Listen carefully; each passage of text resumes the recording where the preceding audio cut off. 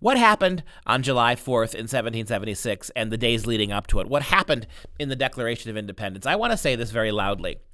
The Founding Fathers did not leave us a legacy of systemic racism.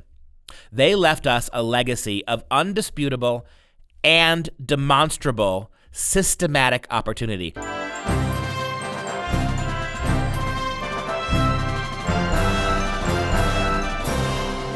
I'm Dr. Duke, and this is Constitution Corner. Well, happy Independence Day, America. If I may paraphrase one of the Founding Fathers, independent as long as you can keep it. And right now, I'm not sure how long we're going to keep our independence.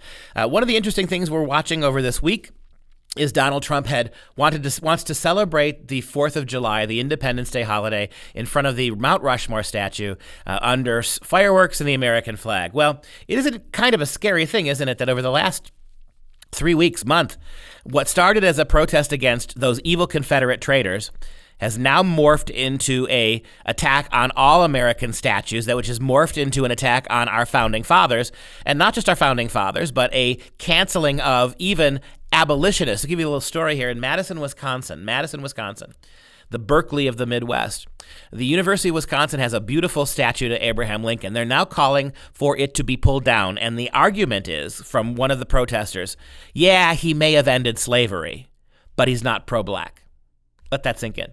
He may have ended slavery, but he wasn't pro-black enough to have a statue. So in other words, what the protesters are telling us, these anarchists are telling us, unless every person in American and world history actually was part of the Black Lives Movement without even having it been born yet, they deserve to be pulled down. Not pro-black enough means, doesn't matter what your bona fides are, no matter how much you worked for the causes of justice and liberty and freedom, if you weren't spewing leftist, Marxist, Black Lives Matter propaganda, you do not pass the smell. And here we are in a very dangerous time in America, and it's not just now going after people like Lincoln. You're all now you're going after the monument itself, the Mount Rushmore monument. Just today, the Democrat Party tweeted that the monument itself, Mount Rushmore, was a treatise, a testament to white supremacy. They're going after the 4th of July. Multiple celebrities and multiple politicians have now said that the 4th of July is a problematic holiday. We should no longer celebrate it. This is not going to stop here. It's going to keep going. And let's talk about Independence Day for a moment. What happened on July 4th in 1776 and the days leading up to it? What happened in the Declaration of Independence? I want to say this very loudly. The Founding Fathers did not leave us a legacy of systemic racism.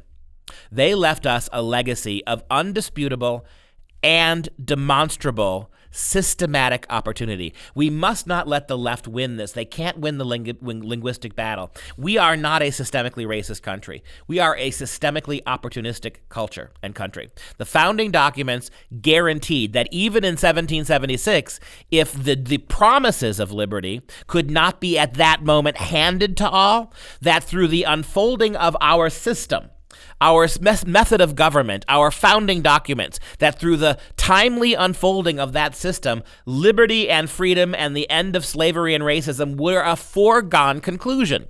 Forget for a moment that the Founding Fathers didn't radically erase slavery in 1776. How could they? In 1776, roughly 80 to 85% of the world's population lived under some form of slavery. Let that sink in. 80 to 85% of the world's population. How in the world were these plucky colonists who still had a war to win, who still had enemies foreign and abroad to deal with? How is this small band of underfunded rebels and patriots, how are they going to eliminate slavery? Jefferson tried to write it out of the Constitution, knowing that his document sooner or later would force it to end. 85% of the world's population. And it never at any point in American history did more than 5% of American families own slaves. So in American history, early American history, never more than 5% of our families had slaves, where around the world, upwards of 85% of people were living in slavery.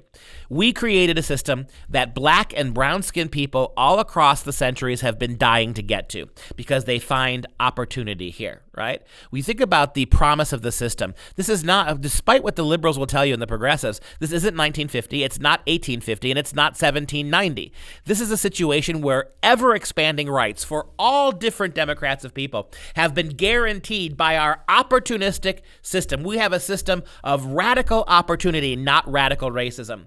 And if the protesters were telling the truth, then the plight of black Americans would be moving backwards. We would be moving them slowly back towards slavery, not liberating them. And people all over the world of all sorts of races and creeds and religions who come to this country not because they find it racist. They don't come. And if they came and found it racist, they would leave. What they're finding is, in spite of the rhetoric and the Marxist anarchist garbage coming to us from the social institutions, from these big corporations, from our Democrat politicians, we are demonstrably, and the system those founders created that we're celebrating on the 4th, it is the greatest systematic, opportunistic approach to government and people in the long history of the world. And so I stand up proudly and I say to you, God bless America and God bless Independence Day. Keep celebrating it necessarily.